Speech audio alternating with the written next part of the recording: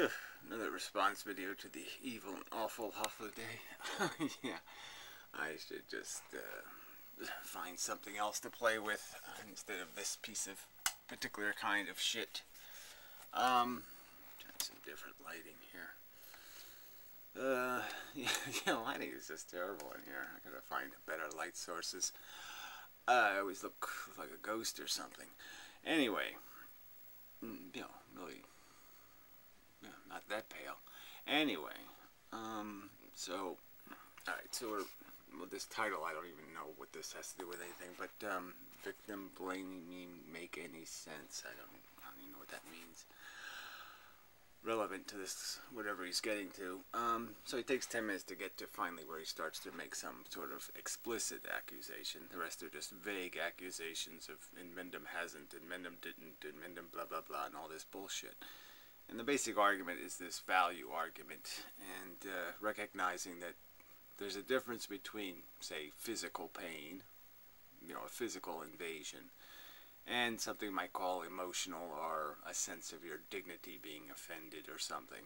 One you could say is changeable, mutable, can be anything. Your food taste could be anything, kind of thing. And the other one is something there's nothing you can do about, is more intrinsic, more fundamental. So my basic argument is the value is in the sensation. It's the sensation, what you value, what your sensations are oriented to, is not particularly important. So it's like arguing that hunger is the important thing. What specifically you're hungry for isn't so important. It doesn't mean anything. It's not saying anything. But the hunger is saying something. The hunger needs satisfaction, particular ways of satisfying. Yes, those are scrutinizable. Those are judgeable. The fact that you're hungry is just a fact. I've also made a ton of other analogies to try to prove the irrationality of perspectives. Okay, so I've made lifeboat examples, for example, just pointing out that you can't just pretend you're on a lifeboat. You don't go, hey, that guy's important, everybody else isn't. So I'll just act in the interest of me. And all the other people who are equal to me, they don't matter. Anything else that qualifies as having the same attributes as me, like feeling animals, they don't matter. I'll just consider me. Would be as dumb as having a laboratory experiment where you have a bunch of rats in a situation, to use a Brett Keanianism, and you just say, rat number 46 is important, all the other rats don't matter, and now I'll judge the performance of the experiment based on what happens to rat 46, and I won't pay any attention to what happens to all the other rats. It's not logical, it's not sensible, it's irrational. Again, and because this intrinsic thing is the absolute thing, which is the sentience and the capacity to feel this negative sensation.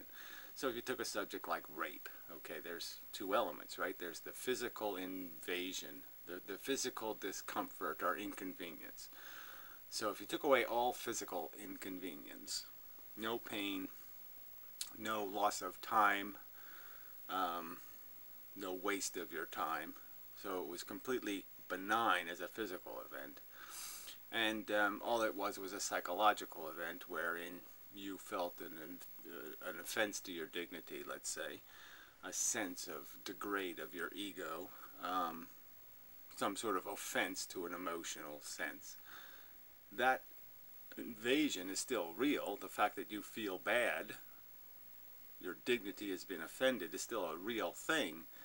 But again, that's a thing that one could argue, well, does that have any legitimacy? Could you be just as easily made impervious to such an emotional reaction? And would that be just as good a state for a being to exist in? Is there any reason to have that sensibility? Yeah, and so it sort of gets to like even a vegetarian argument where you could argue, the argument can be made that this is just some sort of preference, food preference, and that it is preferable to have a food preference that minimizes potential losses. So it's better to enjoy eating things that don't feel than enjoying eating things that do, just logically. And if it's just an arbitrary conditioning that decides what you prefer, that it would be sensible to create machines, the new i7 shouldn't need to eat beef, right? That would be easy. You could just say, don't make it so it eats beef. Yeah, make it so it eats potato chips. Not complicated. Who wants an iPhone that has to eat a cow? That's stupid. Why make the iPhone that eats cows? Why not make the iPhone that just uses batteries? That's all. Just logical. And all these arguments have been made over and over and over and over again. So this liar saying that somehow these arguments haven't been made, that there hasn't been some effort to explain that if you're a libertarian with a big fat ego and think you're the only thing on earth, you're an idiot and a moron. And if you're a religious kook who thinks God says so, that God says trees are valuable or something is valuable, well, that's because God's a fucking made-up delusion. There is no such thing. And if you have some spirituality, attachment to life, well, that's crap too. You can't use your invisible, made-up, nonsensical, conveniently self-interested crap as a defense. And yes, I haven't gone through every philosophy on earth and explained why it's a piece of shit. I've just put a general classes, okay? Religious kook, spiritual kook, Gaia kook. That's all I can do. I can't, you know, selfish cunt, kook, delusional, selfish cunt, kook. I've taken the generic class that is you, nihilist, selfish, delusional, convenientist kook, and pointed out why what you're saying is idiotic on its face. Your inability to recognize that feelings don't happen outside of the universe, they happen in the universe, that everybody on the lifeboat matters, that you can't just say, my feelings are real ones, and theirs are just to themins. And the to themins don't matter somehow. I don't have to account for what's happening to them. Well, yes you do. Because that's the game that's being played. The game is lifeboat, not your boat. Yeah, so I think that's enough of that. So let's play this little bit where he somehow is going to say something stupid in line with some sort of accusation that I haven't said all this shit before, which I have. Against me, yeah? And aggression against others is fundamentally wrong, and I'm just waiting for everybody to wake up to it. So he's talking about libertarians, and somehow he's comparing again, saying that this is just as valid an claim that any aggression against me personally is somehow a value, a real thing, and I don't have to account for the implications regarding all the other sentient beings on Earth. And I pointed out how I think that philosophy is vacant of a reason to think that's how the universe really works. I think that's idiotic. Be able to substantiate that with any argument. Kant states that he starts from a premise that and it's an intrinsic quality of humans' ability to reason that elevates us. Yeah, and I'm saying prove it, demonstrate it, show it to me somehow. Say it in some way that I can understand it, because what I'm saying is intrinsic is the fact to manifest a negative or positive feeling. And that's all that has any value. Again, if there's no negative impact of an action in that it causes no either physical or emotional harm to any sentient organism, I think it's very hard to argue that that's somehow a bad. And that as soon as I can explain how it harms something emotionally or physically, then I can explain how it's a harm. But again, there's ones that are consequential, ones that require first there to exist some fundamental value that is violated. And again, the fundamental value is the ability to feel, not necessarily what you feel. You have to defend your gluttony. You can't just say, I feel like mass murdering, I feel like eating a bunch of 7-year-olds, and say, because I need to, I'm allowed to. That's the irrational part. So I'm saying if you have some sort of emotional dependency that requires you to discount the implications of your actions on other feeling beings, well, that's on its face nonsensical. So it would have to be a harmless emotional dependency, not a potentially harmful emotional dependency. So if your emotional dependency is life is beautiful and wonderful and great, well, you have to do that life thing in the context where you don't impose any harm on something else. You're not making other beings to produce your oxygen and do all the other stuff that life requires. So yes, if you can isolate yourself in some place in the universe where you have no impact on anything else, well, then you can justify saying all of that crap matters. But you can't justify it in the context where you're going to impose potential harm on victims. Which is the irony of calling this victim blaming, when it's clearly Hofladay who's discounting the existence of victims. No, and says it's a quality of reason also that's in reason that elevates us. You know, I understand, beginning that look, all our capacity to reason or our intelligence allows us to do is tell a more complex story. Okay, Red Riding Hood has a name called Red Riding Hood. She's just not an image in a brain. Like a dog would just see girl in red shit, you know. I mean, he wouldn't have words for it. Okay, he wouldn't have he wouldn't be able to tie them all together with a symbolic vocabulary. But it's just a story, asshole. You know, you want to embiggenate yourself and think you're doing more than just telling a story? No, you're just telling a story with your intelligence. That's why Kant is an asshole. Make an asshole. My deontological mandate doesn't seek to elevate humans or anything. It just states that there is a quality of reason, and if we as beings right. I mean, but the quality of reason can't be anything isn't reasonable. Okay, so again, you're just missing the point. All right, the argument is I'm conceding the existence of hunger. I'm saying though, is there some way to mitigate this, satisfy this hunger, okay, without creating victims? And that's the obligation. You're not allowed to satisfy your hunger at something else's expense. This isn't that complicated.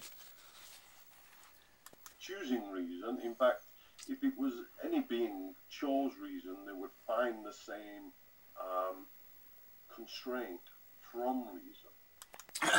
Well, if that were true, then we wouldn't be having this conversation. That you're just basically saying that somehow there's reasonableness to reason. Well, apparently you're putting a whole class of philosophical perception in this category of reasonable that isn't reasonable, because it isn't coherent to reality, okay? God, spirituality, all kinds of ego senses of this is what I'm entitled to, or this is what I need to feel important, or to have my dignity respected. I need to wash my hair with the blood of fetuses. No, sorry. That doesn't count as a reasonable perception of reality. That's as far as that's my ethics in a nutshell. And it's pretty nutty. So okay, it should be in a nutshell because fuck you, that's nutty. I mean, you have to have some. Again, the argument is what qualifies as reasonable perception. You're sitting there just claiming that any perception is reasonable. No, because a human had it. Well, bullshit.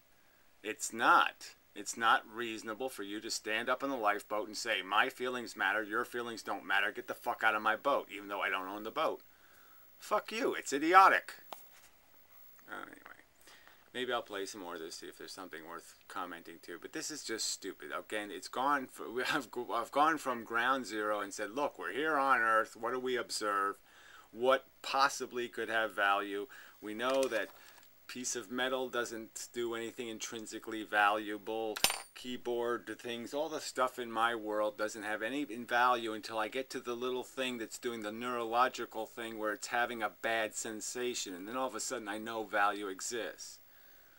And that the mechanism is basically, yes, okay, positive sensations are generally speaking the reciprocal of eliminating a negative condition. You have to be vulnerable to the negative condition to have the positive condition. And so that's another one of these axioms that is generally how the system works. And if you isolate some sensation that a feeling organism can have and can explain to me how it's not dependent on the existence of some degraded state that's possible, necessary to its being a positive, well then you might have something. But I don't think that exists. But even if it did exist, it's a minor part of the equation that disqualifies life. So whatever that's worth, it's certainly not worth the imposed torture that the rest of the facts indicate is taking place. The basically rape of something else's welfare for your gratification of some silly notion in your silly fucking goddamn irrational fucking goddamn brain. I have done this, asshole, and you're just lying to say I haven't done it, and fuck you. You're just rejecting the notion that there's intrinsic in the argument that it is not rational for a scientist to look at an experiment full of rats and just arbitrarily say, I pick rat 7, he is the experiment, all the other rats don't matter. That is irrational. You won't concede that point, and therefore there's no room for conversation, because in my opinion, it's intrinsically false. You cannot possibly take same things, treat them different, and say, I did something rational. Because they're not same things anymore, and you didn't explain why they're not same anymore. You've now made them different, and yet you haven't explained why they're different. Merely because you pointed your finger. Well, guess what? That doesn't declare truth. Your fucking finger isn't full of truth value. It doesn't get to decide what the truth is. You have to make something called a reasonable, logical argument. You have to somehow explain why same things became different things. Besides, my finger pointed and said so. That is not an explanation, asshole. I may be back. Or maybe not. Alright, back already. Should have just played it. But anyway, I didn't. So, now he's arguing. So we're back to this credibility of what is a real philosophy and the difference between what we sense, what our sense of something is psychologically, and what the actual thing is. So I guess I could use the example of ponds. Okay, there's one pond that's all covered with green stuff and looks all lumpy and sassy and cruddy, and then there's another pond, it's crystal clear water, and you could say, ooh, that one's more toxic. But that's an impression.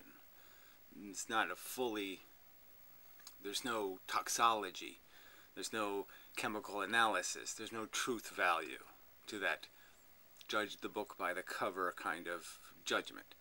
And so he's basically saying, what's the difference between my claim that suffering is intrinsically bad and the claim of some religious person who says God is intrinsically good? Not only does God exist, but he's good.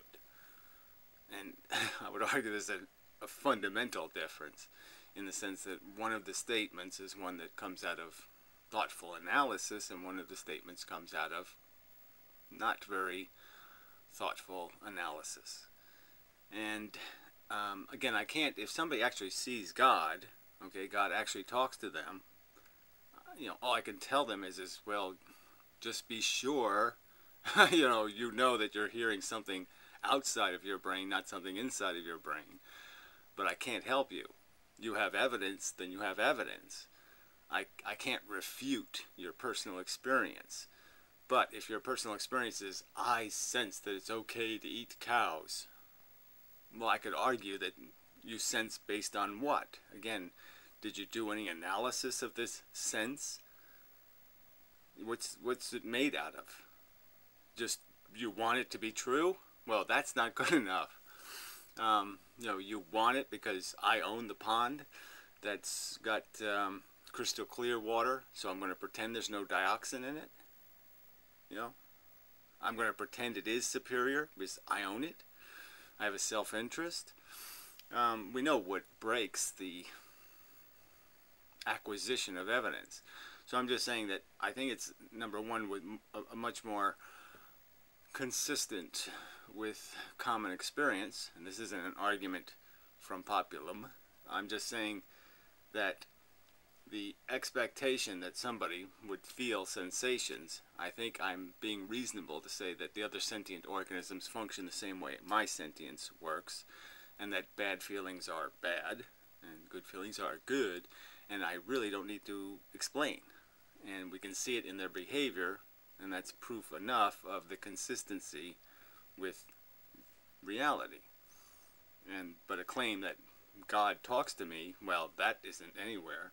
That faith has some sort of meaning, well, that's bullshit. We know that a fantasy is different than the experience, right? Fantasy and experience are two different things. So somebody can't claim I know God and I know God is good if it's just a fantasy. If he has some experience of God and some experience that he's good, then he doesn't have any evidence. Well, I'm just saying, I mean, for most people listening to this, right, we know, you know the difference between the extraordinariness of a claim like suffering sucks and the claim like God is good. I really shouldn't have to go into detail on that. But that's a whole, it's sort of a separate subject, right? What the boundaries of rational conversation are, I mean, versus the specific argument.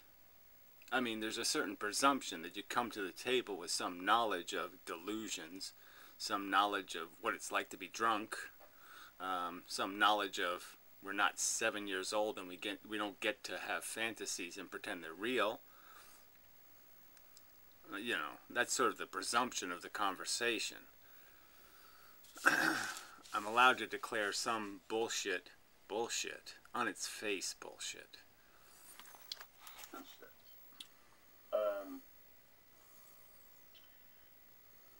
I know there are ghosts because I saw it.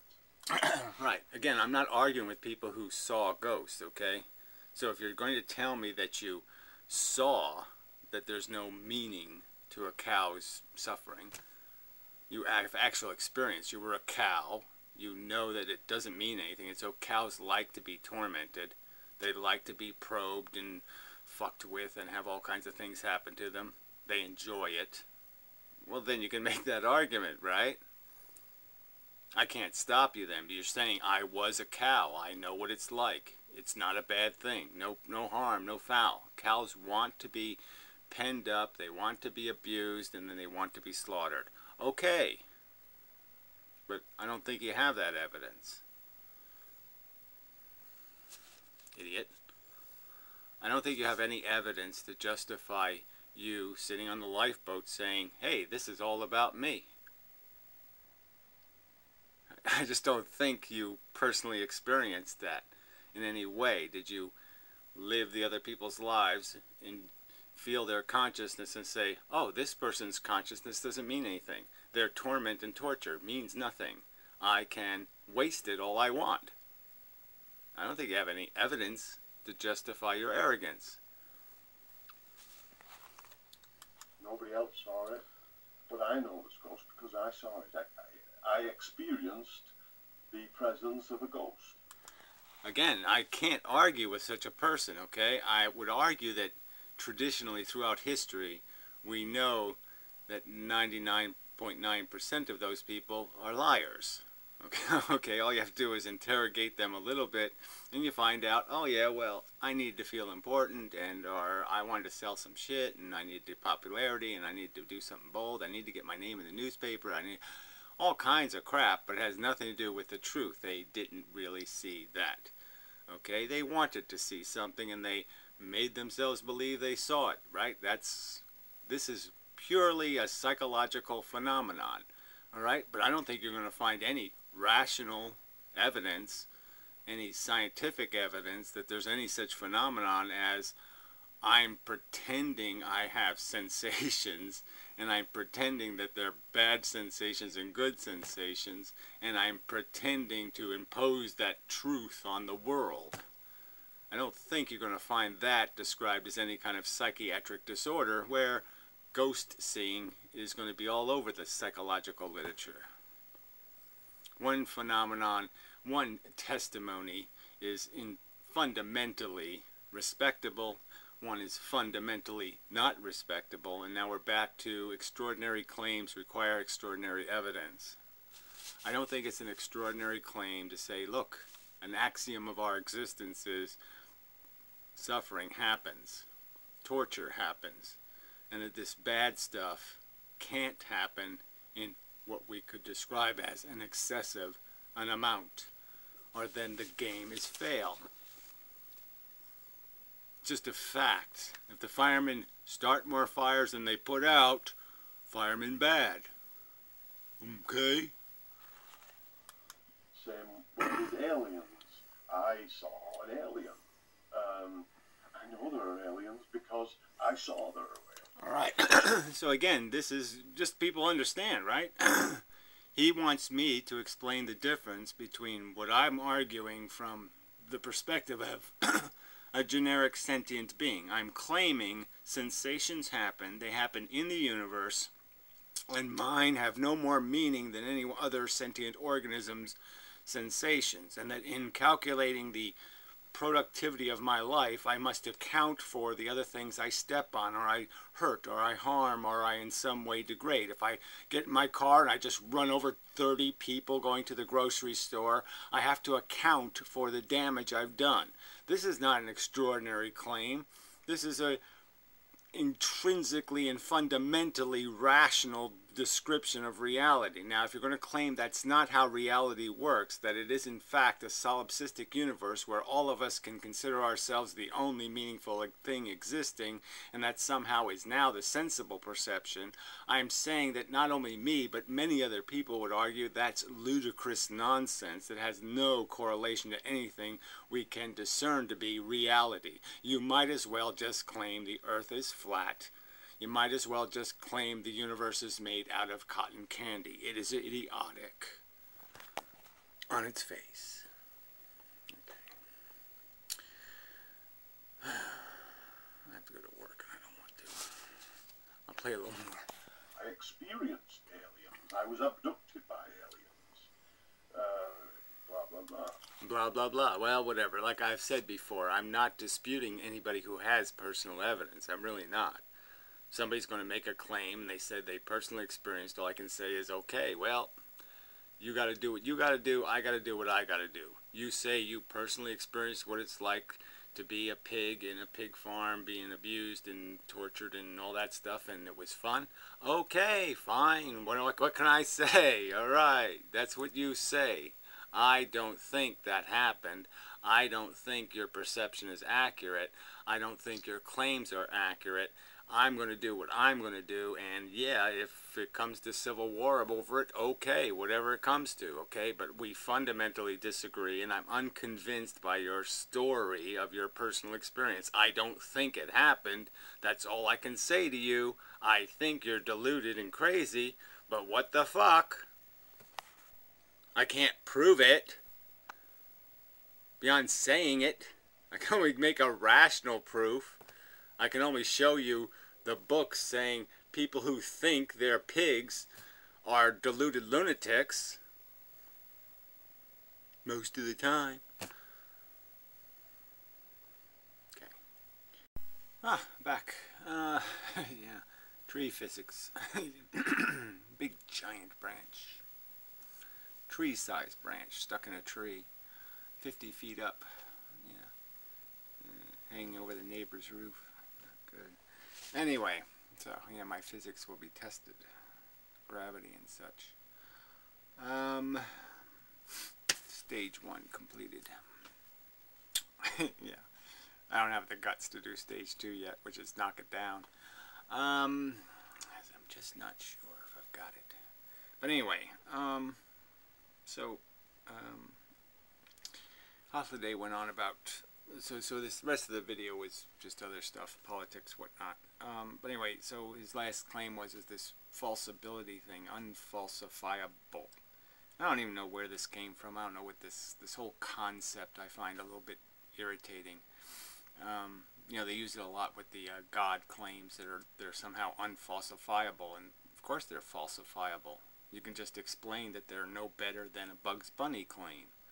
They're no better than a ghost claim or a UFO claim or any other preposterous statement based on no evidence. So God is certainly falsifiable in the sense that you can just point to the zero amount of evidence and just say there's the falsifiability. And the fact that there's 4,000 religions that have more than 100 participants, something like that. Yeah, well, we know at least that 3,999 of them are wrong. So, yeah, we can figure that one out right off the logical bat. But, yes, I mean, we know where it came from. We can diagram the illegitimate birth of religion. So this is a game over. I mean, it's completely falsifiable. So if I make a claim, you can falsify it by explaining how I'm wrong. So if I say that suffering sucks, I've personally experienced suffering, suffering sucks, I don't like torture, I don't like having my nuts crushed in a nut crusher. You know, you can claim, oh, well, Gary, you're deluded. You just don't get it. Torture's fun. Oh, well, where's the evidence that torture's fun? That claim is falsifiable. That counter-claim. There's no reasonable alternative explanation where for religion, for the existence of human beings, there's a perfectly viable, reasonable explanation called evolution, physical dynamic, material forces, actually made of something. I certainly claim. Again, it's falsifiable. If I say gravity is quanta, it's an actual substance, an actual stuff, little tiny, from our perception, invisible, but not non-existent. They really do exist, and they really do push shit together. Now, it's falsifiable in the sense that, okay, compared to what other alternative theory of magic space and this magic force and magic, well, it's just as good as any one of those explanations on that level. And then in a sense, all you're left with is, well, what would be the consequences, and does the consequences satisfy the experimental results? Is it inverse square? Is it this? Is it, yeah, yes. Falsifiable. I just don't find any use in this word, unfalsifiable. Claims have credibility. So use a term like incredible. So if you want to say that it's incredible, this theory, that value is derived based on the creation of sensations, that sensations are what give life meaning. If living things never acquired sensations, that life would be nothing to see here. It would be of no practical substantive value. You could do anything to it. It would be a stuffed animal. You could rape its ass and there's no dignity, there's no anything to be offended. Get real, I would argue. So it's just, again, so my claim that what, suffering sucks, I've experienced it, so I say it sucks. I'm saying it's happening in the universe. It's actually happening. Consciousness is an event. It's not a nothing. It is a something. It might be made out of nothing, an arrangement of material matter, a configuration of brain space. But the fact is, it happens.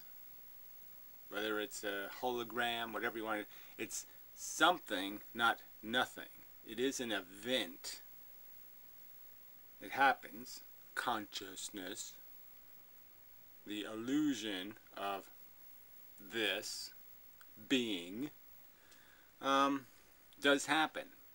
It's real in that sense. And that the only rest of my philosophy is based on the simple premise that, hey, my feelings are feelings, their feelings are their feelings, and their feelings are feelings. That the feelings aren't unfeelings because they're happening to somebody else. So the rest of my theory is just that same is same, and same should be treated same. That's not falsifiable. You can just make an argument explaining how, no, they're not the same. The other human beings' feelings aren't exactly the same feelings as my feelings. Or that the animal feelings aren't really feelings. They're some kind of less than feeling. Suffering doesn't matter when that brain, that other mammal brain, manifests the arrangement of pain, torment, that somehow it's not pain and torment. Well, go ahead, explain. What's your alternative explanation, okay? That's making it non-real, making it, it's happening to them. That's your argument. So, how does them or me make any difference to reality? It actually happening. How is them mean it doesn't happen? It didn't happen. It won't happen. Them doesn't change that. Me doesn't change that. Happening happens. To them's to me. Reality happens. To me, to them. No different. I think that's a falsifiable claim. Just give me the alternative explanation that makes more sense. The alternative explanation would be somehow I'm important, you're not. Explain to me how that's reasonable. It's reasonable for me to believe I'm important and you're not. My feelings are real feelings in the universe and your feelings are just stuff I made up. Or just stuff made up by the universe, but it's just made up. It's not real. It's not important. Doesn't matter. I can torture you forever and ever and ever and ever. Doesn't matter. Ha ha ha ha ha. Make that reasonable. I think I'm falsifying your claim. If you're claiming that to be the truth, I think I'm falsifying it by saying that's as silly as me just making up anything. You just made that up. There's no evidence that there's any difference. Nothing in evolution, nothing in any science we know, nothing in any physical experiment, nothing in any personal experiment. Where do I find evidence that my feelings matter and your feelings don't? Where do I find evidence of that? Okay, I think I made my point. Realness is not negotiable. We're describing reality. Descriptions are either coherent to the evidence or incoherent to the evidence. I'm saying it's incoherent to the evidence to claim your feelings are somehow better, different, me-ish. They have all kinds of me-ishness that makes them more important than them-ishness. No, I can't see that. Alright, anyway. Yeah, enough for the video. I believe. That was something I wanted to comment on. Let's see, some sort of inmendham thing.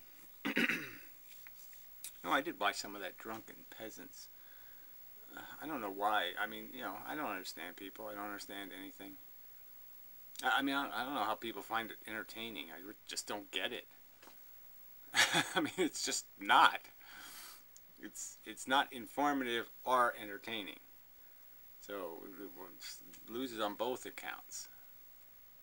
Nothing to see here, from my perspective. But maybe I didn't give it a fair. I only watched 5 minutes of this, whatever, bragging on Brett Keane. I mean, that is so 1936. I mean, really. I mean, two crooks arguing about whether they're crooks, right? TJ, like, you know, he's trying to come off like, well, I'm not responsible for my father's crimes. But then, you know, you try to get him on his own crimes. He pretends I've explained them all. You can't explain them all. I mean, you know, this is a guy who admitted that he went to a charity event for the flood victims for Katrina um, as a PR move. I mean, because there's money in it. Because there's personal advantage to be taken advantage of. I mean, he purely admitted that. I mean, he can't call himself some honorable, decent... I'm just trying to be a decent, fair, honorable guy. No, you're not. And Brett Keane isn't either. So here it is, liar, bullshitter, shyster, pointing shyster finger at each other. And, I mean, it's just so ironic. Because neither one of them can talk from any kind of credibility. But why even bring it up? We've already been down this road. Look, all the people who were fucked by TJ were fucked by TJ in a completely almost honest manner. I mean, before, I mean, he had already run, you know, failed schemes before Unproductive came along. And then when he did the second modification of it, well, no, Unproductive, instead of being a, you know, free speech vids, right, or whatever the hell it's supposed to be called, you know, and the joke was then he turned it into, well, I'll go find talent and then sign them up and I'll take a cut. Everybody knew what he was running, a racket to make himself money. He wasn't doing anything for us. He wasn't doing anything for the people in any kind of sincere way. He was just saying, how can I glean advantage? And everybody already knew this. He made videos basically saying, you're all ants to me. I mean, he made videos saying, you know, lying in his bed, being profound and honest and saying, you're all fucking bugs. I mean, I just step on you and enjoy hearing the little crunchy sounds. That's all you mean to me. You're all just things to be used. You're tools for me to rub my dick on. I mean, you're not things. You're not something I give a shit about. I mean, you already made that clear. So there's no theft. Because who he was already known. You had already overtly said it as pretty clearly. So you can't even call him a crook in that sense, because anybody who gave him money was just basically saying, you know, if they thought they were actually going to get what they were paying for, was already saying, I'm an idiot, I'm a lunatic. I mean, they probably should get the mailing list and have all those people safely put in a home where they can't, you know, do any more harm to themselves, if they actually believed TJ was going to save us. He was going to come with the rescue boat and save us from the evil YouTube. No, he wasn't. He was going to sell you lead boots. I mean, whatever. This is a separate video now. I just did a separate video on this video, which is really kind of irritating. But anyway, that's not what I intended to do. What did I intend to do? I guess I just intended to say, I don't get you people. Yeah, that's all. I mean, I can get hooter chicks getting views, but TJ being kind of boring. So if you put TJ in company, he just kind of disappears. He's no good with other people in the room. And then the people in the room, like, okay, Paul's ego has some stuff, but I mean, I don't know what he's got a thing for Brett Keane. I don't know what this whole thing is, but yeah, he's, you know. But anyway. And so even he loses all his whatever he's worth, just because it's like, why are you so obsessed with this bullshit? And then the other toads in the room are just toads. I mean, they have no charisma. They don't do anything to stimulate any interest in me. Oh, what's that guy going to say next? No, he's just going to say what every pukish bobblehead would say. How is that bobblehead going to bobble? I mean, bobbleheads became uninteresting a long time ago. But whatever. That's all. I mean, there's nothing. I just don't get it. There's nothing. Drivel. Yeah, no, I just don't get it. Yeah, that's all. I just don't get it. I mean, I guess you sort of get it just because it's fucking idiocracy, Gary. I gotta keep reminding myself. It's idiocracy, Gary. You live in idiocracy. Why are you thinking people aren't vacuous morons? Because they're vacuous morons. Even in this feminist debate, it's kind of funny. Just because the Modern Mystic has this economic site, and he posted the the map of America, and if women didn't vote, right? So if you just went by the votes of white males, right, the Republicans would have 578 electoral votes, and the Democrats would have 33, something like that in the election. And so it's like white males are my enemy. I mean, they want to give all the money to the rich and to the religious kooks. They want to protect all kinds of religious nonsense and ban abortions and do all this lunatic stuff. That's what white males are for. They're for protecting fetuses and the filthiest of the rich. That's their politics. So yeah, why wouldn't I think white males are scary motherfuckers? And I'm not even a woman. And the irony is like, yeah, women are supposed to be really dumb. And I kind of have the impression that women are kind of dumb. I mean, I have to admit, I do have a personal perception that, man, a lot of women are dumb motherfuckers. But somehow, they're smart enough not to vote for Republicans. So, you gotta wonder. I do. Yeah. So for that alone, for that fact alone, that fucking white males would have Newt Gingrich and Ron Paul on Mount Rushmore, for that fact alone, yeah, count me out. Okay, I don't want to be a white male anymore. Anything but. Because that group looks stupid as fuck. The stupidest group in the universe. Yeah. Pretty much. Really, they would have elected that lunatic from Alaska, whatever her name is, Silly Sally. That's what white men would have voted for. Ironically. Give me a dumb bitch who believes in Satan. Who believes that people are possessed by Satan. Make her president of the United States. Because I can make $10 on the deal. So I guess that's why people watch The Drunken Peasants. Because that's what a white man is. A fat, farting, stupid lump of stupidity. Bravo, white man.